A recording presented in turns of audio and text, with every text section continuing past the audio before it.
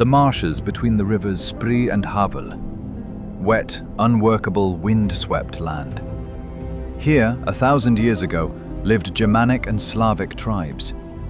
They knew how to build on water, fish, and trade in furs. Nobody imagined that precisely here would rise the capital of the most powerful continental power in Europe. October 28, 1237. A document from a Brandenburg monastery mentions for the first time Köln, a settlement on an island in the Spree. 7 years later, January 26, 1244, another document names Berlin on the opposite bank. Two small trading towns facing each other across the water. From this encounter, a capital will be born. 2 charters in the Brandenburg Museum. That is all we have. 2 sheets of parchment and a city of 8 million people. Berlin began as a signature at the bottom of a document. In 1307, Berlin and Köln unite into one city with a shared town hall. The Hanseatic League admits Berlin to its ranks. Through the Spree Pass, cloth, grain, fish, and salt. The city is small, muddy, provincial. Nobody suspects it is destined to become Berlin. 1348. The plague comes from the south. Berlin loses 1/3 of its population. Years later, a pogrom against Jews, accused of poisoning the wells. Medieval Berlin is brutal and superstitious, but it survives. And each time after catastrophe, it rebuilds.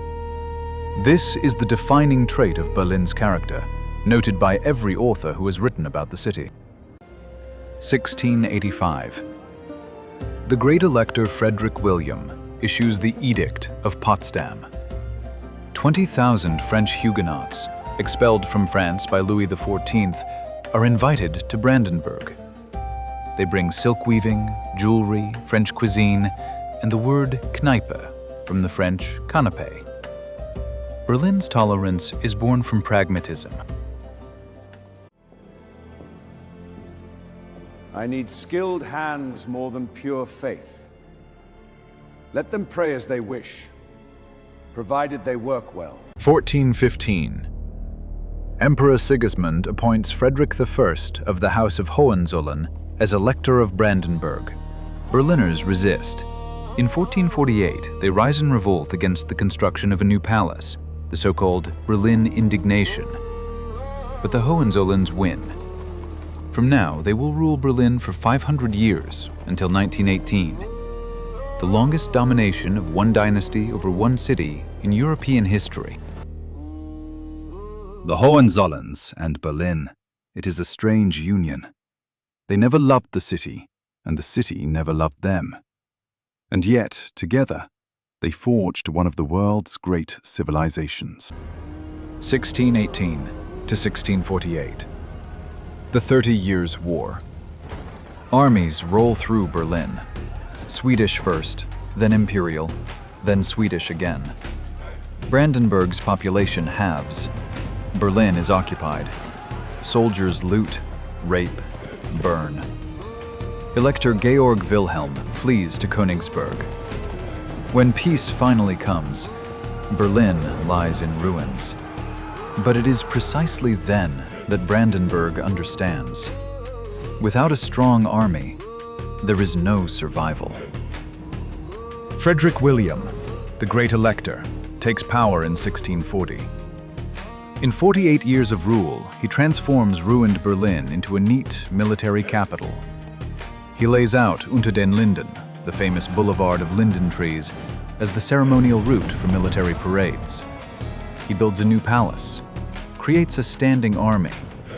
Berlin learns to march. Unter den Linden was designed as a backdrop for authority. It wasn't built for the people, it was built for the state. That is the core distinction. Unlike Paris or London, Berlin was a city constructed from the top down. January 18, 1701. Elector Frederick III crowns himself in Königsberg. From now, he is Frederick I, King of Prussia. Berlin becomes a royal capital. Palaces, academies, cathedrals are built. Architects are invited from France and Holland. Berlin wants to look like Versailles. It looks nothing like Versailles, but it tries very hard.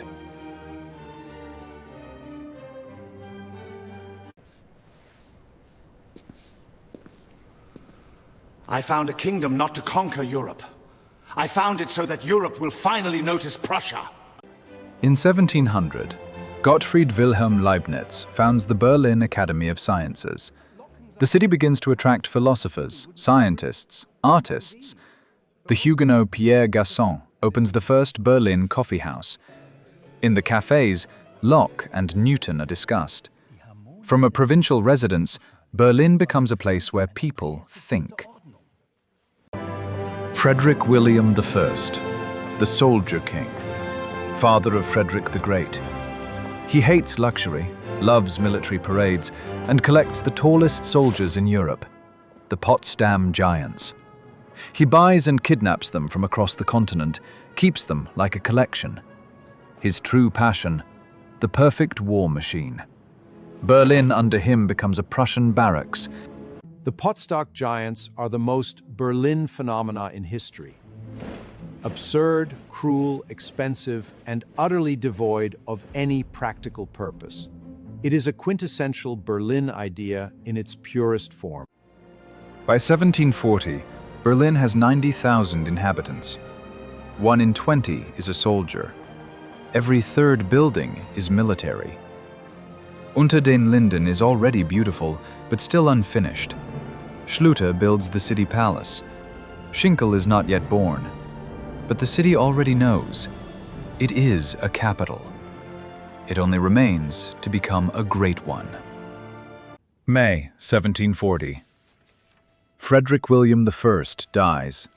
His son ascends the throne, 28-year-old Frederick II. He speaks French better than German, plays the flute, writes philosophical tracts, corresponds with Voltaire. His father spent a lifetime trying to break the artist in him.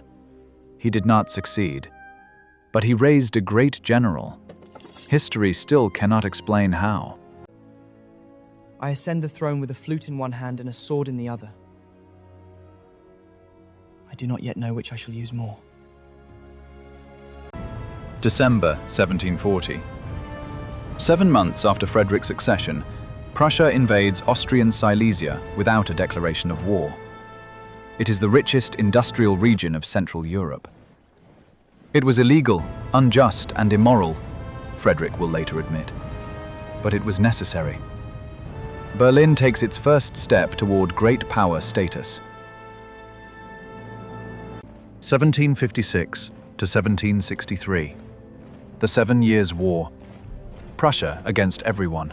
Austria, France, Russia, Sweden. Frederick fights on 5 fronts simultaneously. In 1760, Russian troops occupy Berlin for 3 days. Frederick is on the brink of collapse. He is saved by the miracle of the House of Brandenburg, the death of Empress Elizabeth, and Russia's exit from the war.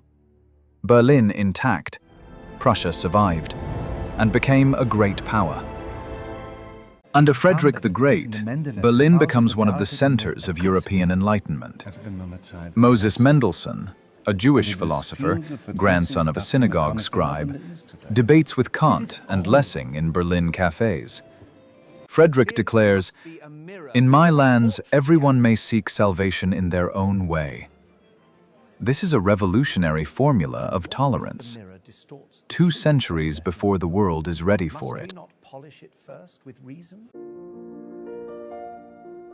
Mendelssohn and Lessner are more than just 2 philosophers. They represent a dream of what Berlin could have been, and the price the city paid for that dream. Frederick the Great builds Sans Souci, a summer residence in Potsdam. The name means without cares. Here he makes music with C.P.E. Bach, corresponds with Voltaire, invites him to stay. Voltaire will live there 3 years before leaving in a quarrel. "He used me like an orange," Voltaire will say, squeezed out the juice, then discarded me. Frederick continues to play the flute. I do not think about death. I think about what I have not yet had time to play. By Frederick's death in 1786, Berlin has 150,000 inhabitants. Unter den Linden has the State Library, Opera, Academy of Arts, Berlin Arsenal. Schinkel is still building. Hegel still lectures. Humboldt still opens his university. Berlin is not the most beautiful European city, but it is the most industrious. Berlin under Frederick is the only example known to me where a provincial town was transformed into a European capital in just 50 years solely through the power of state will. It is impossible, and yet it happened. 1791. Architect Karl Gotthard Langhans completes the Brandenburg Gate. Modeled on the Athenian Propylaea, at the summit, a quadriga with the goddess of victory, Victoria. It is the most recognizable image of Berlin. Through these gates will pass Napoleon, conqueror, Wilhelm I, unifier, Hitler, tyrant, Red Army tanks, victors, and finally, ordinary Berliners in November 1989. October 27, 1806. Napoleon Bonaparte rides through the Brandenburg Gate. Berlin has fallen. The Prussian army was destroyed at Jena and Auerstedt 2 weeks earlier. Napoleon removes the quadriga and sends it to Paris as a trophy. The most humiliating thing, one Berliner will write, is not the loss of the horses. It is that we allowed them to be taken. Here is the finest capital in the world without a state. Give me 5 years, and I will remedy this. Defeat by Napoleon generates reforms. Baron von Stein abolishes serfdom. Scharnhorst creates a new army based on universal conscription, not mercenaries. Humboldt founds Berlin University in 1810, the first university where research matters more than teaching. Berlin transforms defeat into a driver of progress. This is the German speciality. The University of Berlin is perhaps the most significant educational institution in the history of science. The Humboldtian model has been replicated by everyone. The principle of the unity of research and teaching is a Berlin invention. 1816s to 1840s. Carl Friedrich Schinkel, architect genius, creates the face of Berlin. The Neue Wache, the Altes Museum, the Konzerthaus. He invents Berlin neoclassicism, austere, clean, Prussian, without excess ornament, without Florentine extravagance. When Schinkel dies in 1841, his students will build from his drawings for another 100 years. March 18th, 1848. Berlin rises in revolution. Thousands of workers and students build barricades from the cobblestones. Royal troops open fire. 200 dead. King Frederick William IV appears on the balcony and removes his hat before the dead bodies. Then the hussars return and disperse everything. The revolution is lost, but Berlin has learned. It can revolt. They tell us to wait. We have waited 100 years. We built a king from cobblestones. Let him look.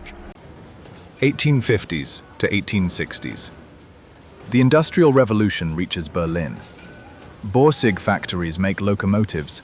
Siemens invents the dynamo. Berlin becomes the Chicago of Europe.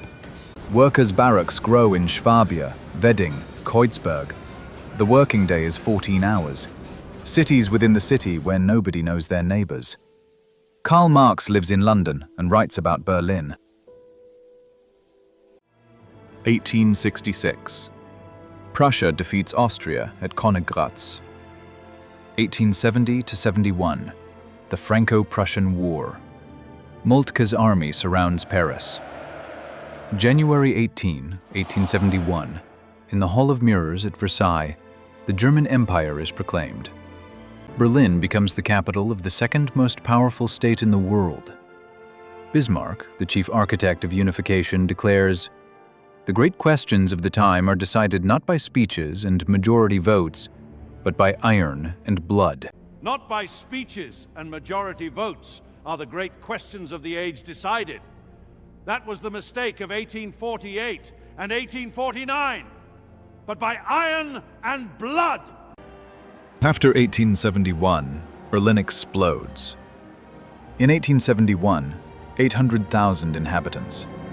By 1900, nearly 2 million. Third largest city in the world after London and Paris. AEG, Siemens, and Schwarzkopf factories employ hundreds of thousands. The Mietskaserne, dense, dark courtyard tenements, are built by the thousands. Berlin is the most dynamic and the most ugly capital city in Europe. The Berlin Hinterhof, the tenement courtyard, is an architectural metaphor for Wilhelmine Germany. An imposing facade on the outside, darkness and cramped quarters within. The same held true for the empire itself. 1894. The Reichstag opens with the inscription, "Dem deutschen Volke," to the German people. Kaiser Wilhelm II dislikes this inscription. It will only be added in 1916, in the depths of war. Wilhelm II is a brilliant actor in power and a mediocre politician. He quarrels with Bismarck and dismisses him in 1890. "The pilot leaves the ship," writes the cartoonist. Germany's fate is managed by a hysteric with a moustache. Wilhelmina Berlin is a world leader in science. Robert Koch discovers the tuberculosis bacterium in 1882. Paul Ehrlich creates chemotherapy. Max Planck formulates quantum theory. Albert Einstein moves to Berlin in 1914. Berlin is not only factories and barracks. It has the highest concentration of Nobel laureates per square kilometer on the planet. In 1900, half of all Nobel Prize winners in physics and chemistry were based in Berlin. It was a feat never repeated before or after. In that brief moment, Berlin served as the intellectual powerhouse of mankind. Potsdamer Platz in 1910 is the busiest place in Europe. The world's first traffic light, 5 tram lines, Germany's first passenger lift at the Esplanade Hotel. Restaurants, cafes, theaters, cinemas. Berlin is the future. And nobody knows that 4 years later, this future will be blown to pieces. But beneath the ceremonial Berlin, another city. Working-class Kreuzberg, Bohemian Schöneberg, the first women's unions, first socialist cells, first gay clubs, all already exist beneath the Wilhelmina facade. Berlin has always had a hidden layer. This is its main protection from itself. June 28, 1914. A shot in Sarajevo. 6 weeks later, the whole world is on fire. In Berlin, jubilation. Crowds sing on Unter den Linden. Even Einstein is briefly swept by the general mood.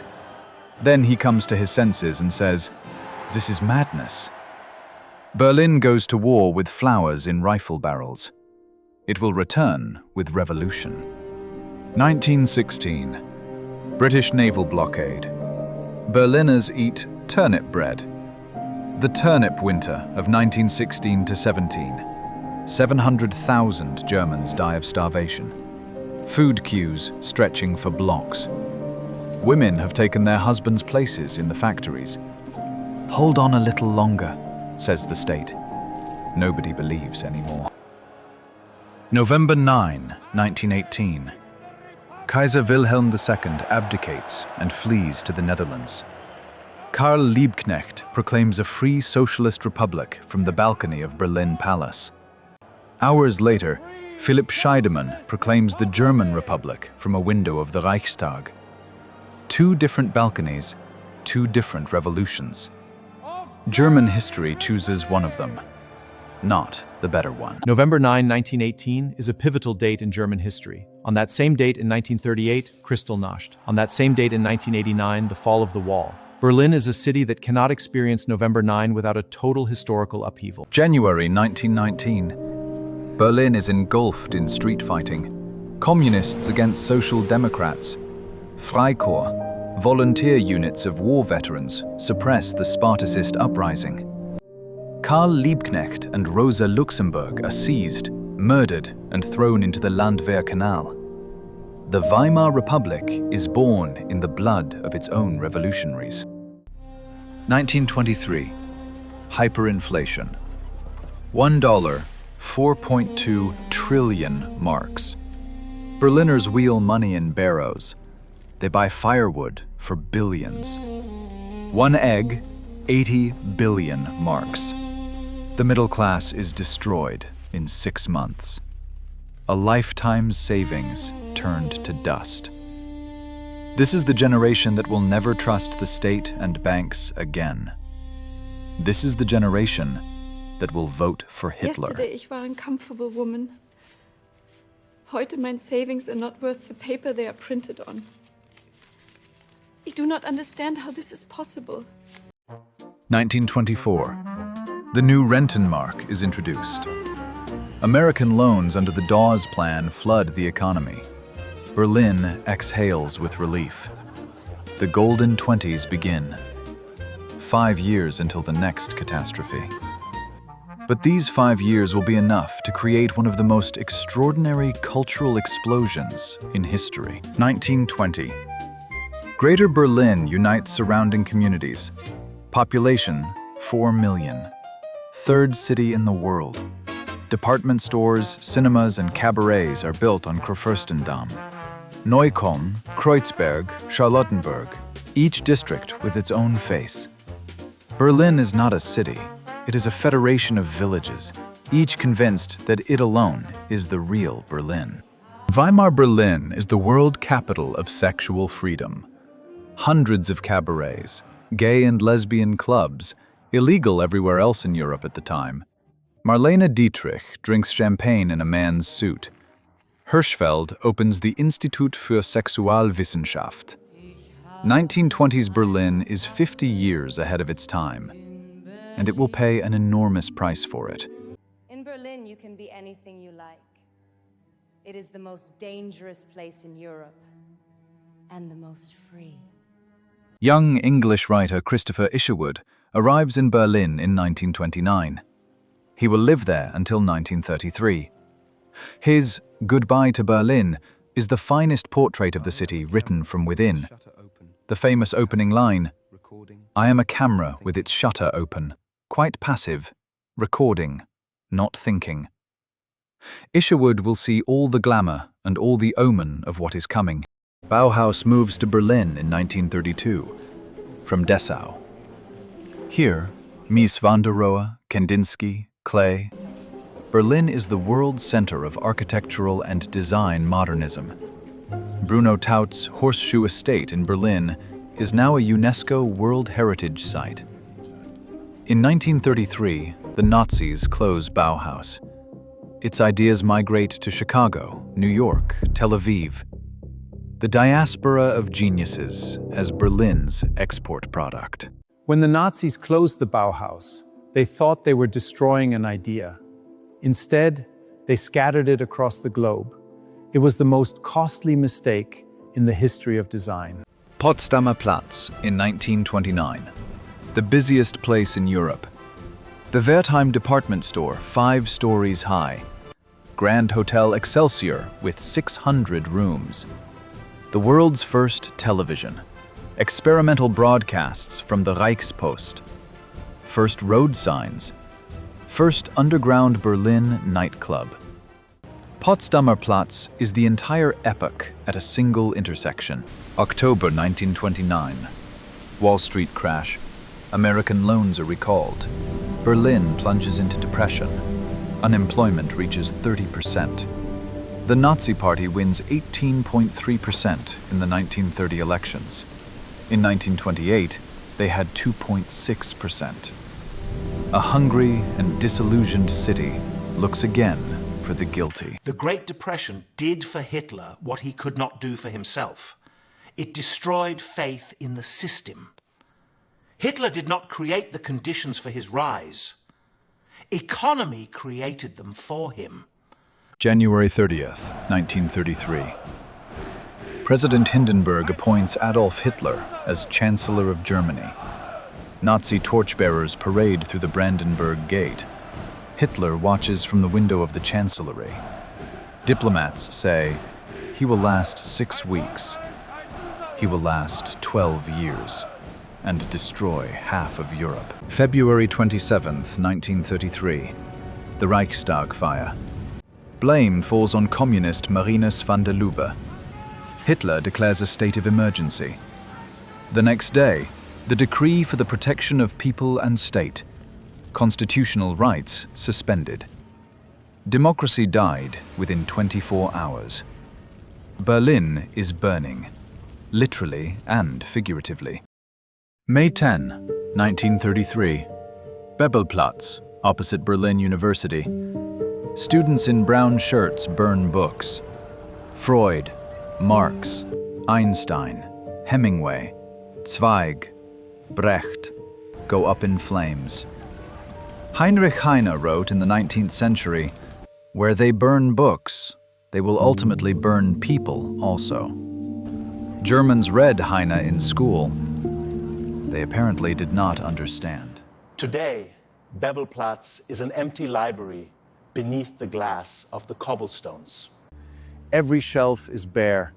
It is the most honest monument in Berlin. 1936. The Berlin Olympics. Hitler wants to show the world the triumph of the Aryan race. Jesse Owens, a black American, wins 4 gold medals. A disgrace, says Hitler. The greatest athlete in the world, say the spectators. Leni Riefenstahl films Olympia, a masterpiece of propaganda and a masterpiece of cinema simultaneously. The world applauds and does not see what is happening backstage. November 9th, 1938. Pogrom. Kristallnacht, the euphemism concealing state terror. Across Germany, and especially Berlin, Jewish shop windows smashed, synagogues burned, over 100 killed, thousands arrested and sent to concentration camps, streets literally covered in shards of glass. This is not a mob pogrom. It is an organized state operation. 1939. Albert Speer designs Germania, the future world capital to replace Berlin. The main axis, 120 meters wide. A dome for 180,000 people. Berlin is to become Welthauptstadt Germania. The 100,000 Jews of Berlin who remain already know they are not wanted. 170,000 have not yet left. They have less than a year. Night of August 25th to 26th, 1940. First British bombing of Berlin.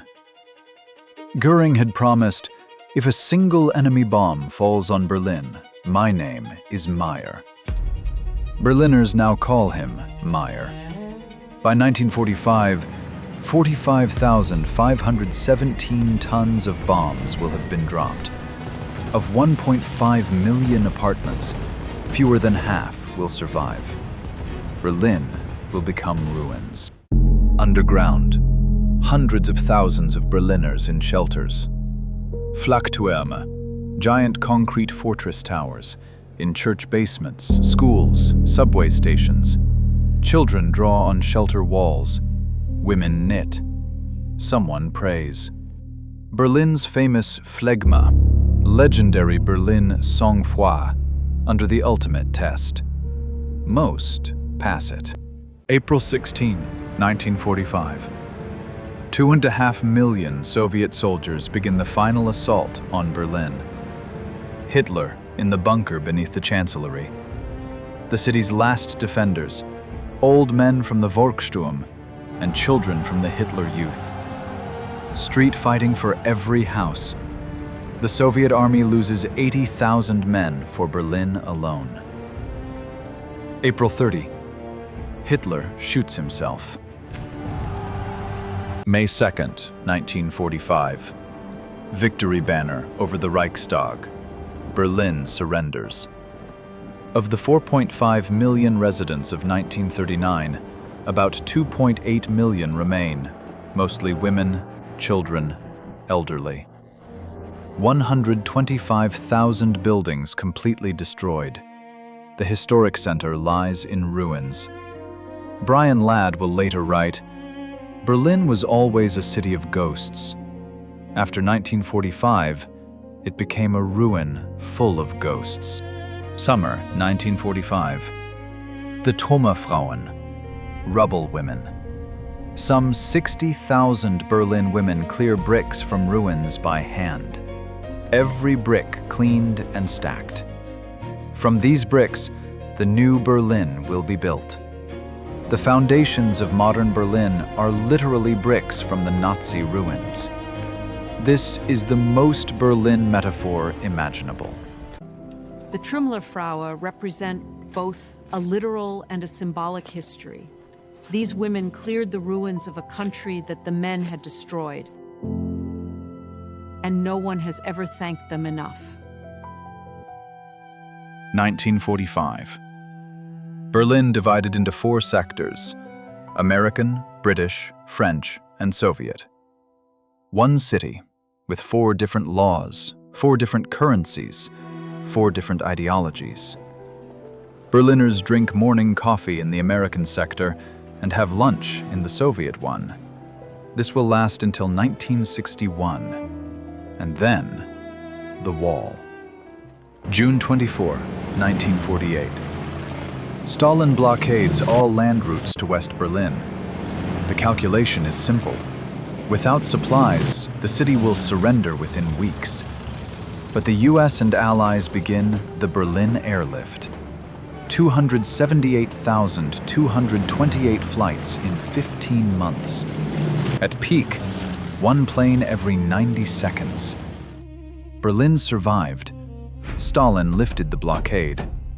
It became clear West Berlin would exist as an outpost of freedom in the heart of the Soviet bloc.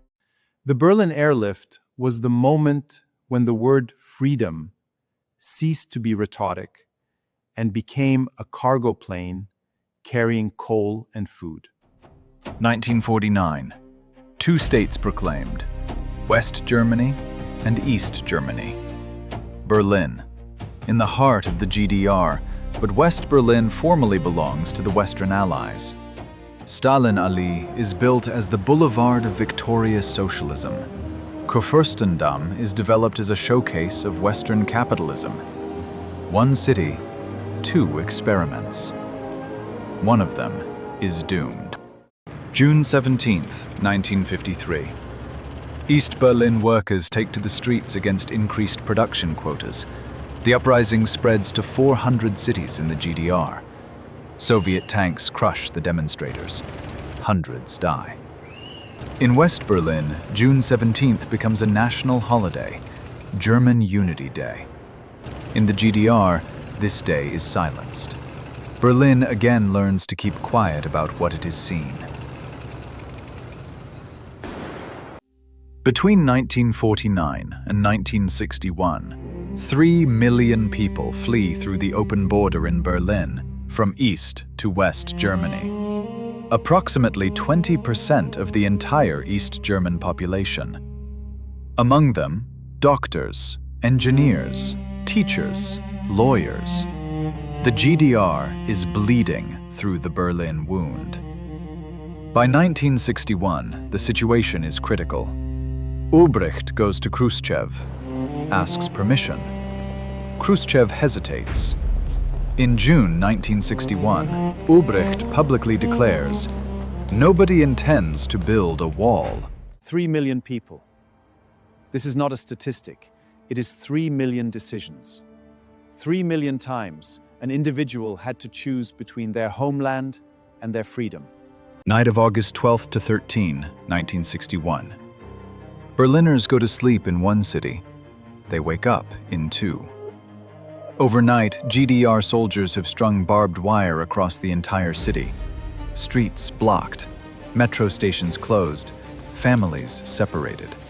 Some Berliners jump from windows of buildings on Bernauer Straße, which has overnight become the border. The first refugees jump. The first ones die.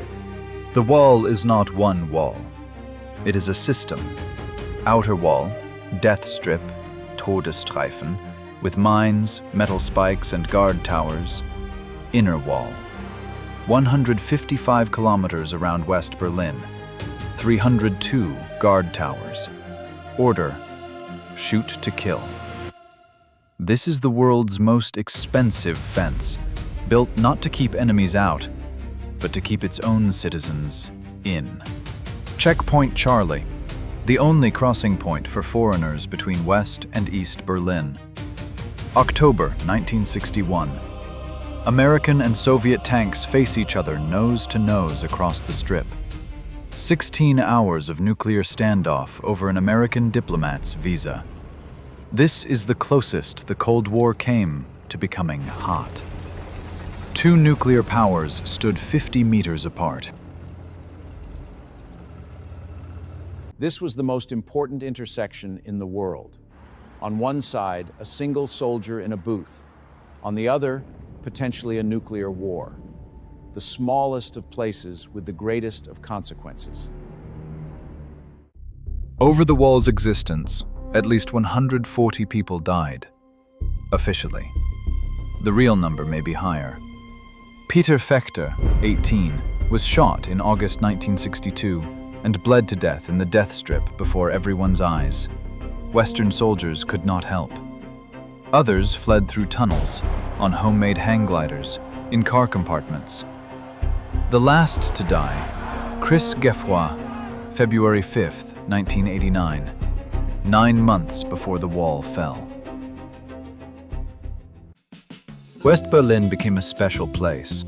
Subsidized, isolated, surrounded. It attracted artists, draft dodgers, rebels, and hippies. David Bowie lived here from 1976 to 1978 and wrote Heroes here. Iggy Pop, too. 1970s Berlin is punk, new wave, squatters in abandoned buildings. The wall became a canvas. Artists painted it from the western side. East Berlin, the capital of the GDR. The Stasi security state has 91,000 full-time employees and 180,000 unofficial informers in a country of 16 million. 1 informer per 70 people. Neighbors inform on neighbors, children on parents, families destroyed by denunciations. Anna Funder writes, "The Stasi wanted to know everything, and the most frightening thing? It did." June 12, 1987.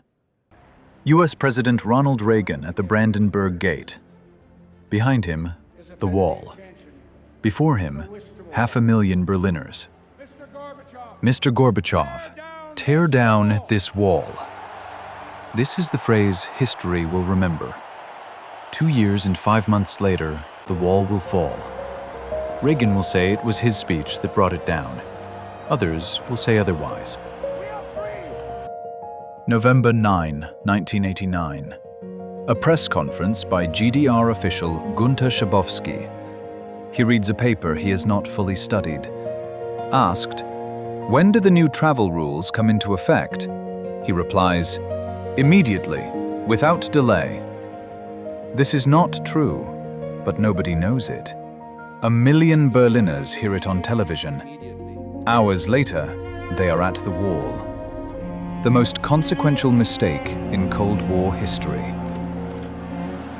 The Berlin Wall fell because of a typo in a bureaucratic document and an unprepared official.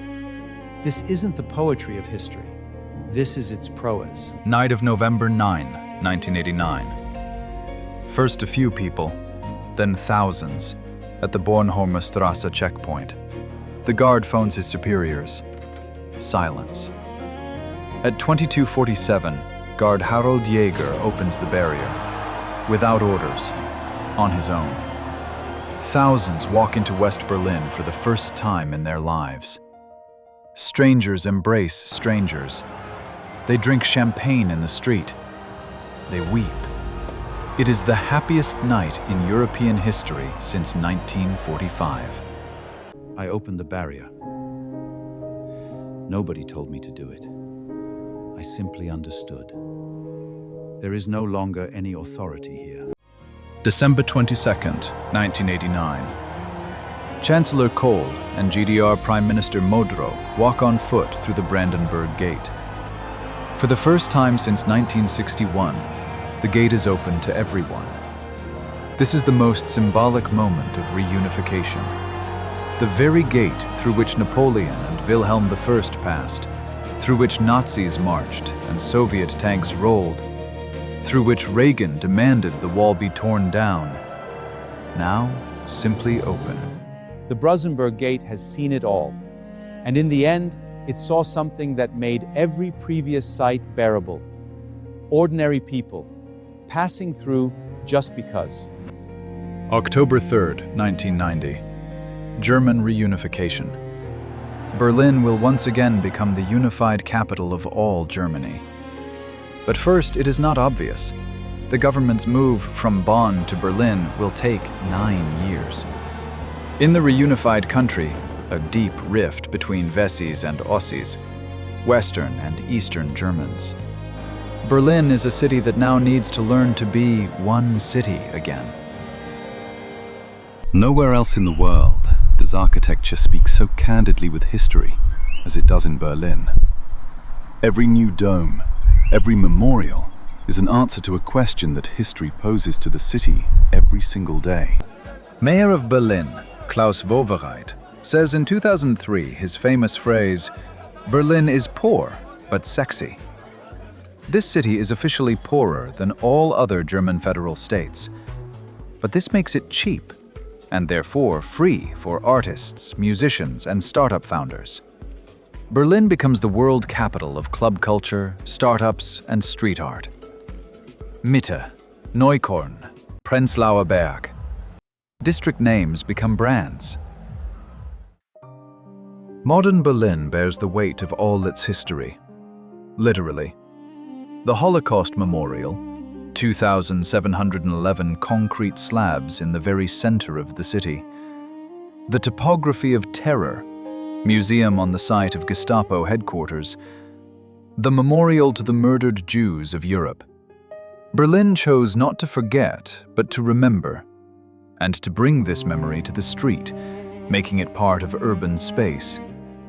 Brian Ladd called these the ghosts of Berlin. Berlin burned. Berlin marched. Berlin was cut by a wall. Berlin was the capital of the most terrible regime in history. And Berlin is the only great city that built its crimes into its own face. Prussian barracks, Weimar laboratory, Nazi monster, divided symbol of the Cold War, reunified capital of a free Europe. Berlin is history at full scale.